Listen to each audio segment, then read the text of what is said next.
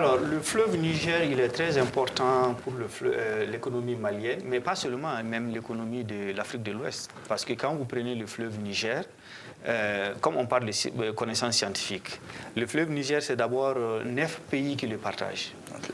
La Guinée, la Côte d'Ivoire, le Mali, le Burkina Faso, le Niger, le Bénin, le Nigeria, le Cameroun et le Tchad.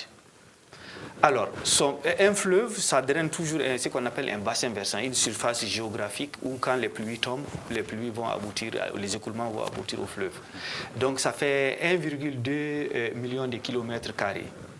Donc c'est pratiquement une bonne partie de l'espace Afrique de l'Ouest, mais pas que, parce qu'il y a une bonne partie du fleuve, du bassin du fleuve qui est aujourd'hui asséché, donc qui remonte jusqu'en Algérie et même une petite portion en Mauritanie aussi. Mais ça, c'est la partie du bassin qu'on appelle inactif.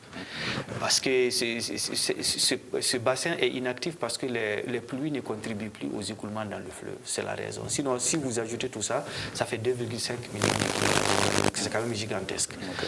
Alors, en plus de ça, la longueur du fleuve, il fait 4200 km de son origine en Guinée jusqu'à son embouchure au golfe de Guinée au Nigeria. Ça fait 4200 km de parcours, dont 1700 km de parcours en République du Mali. Bon.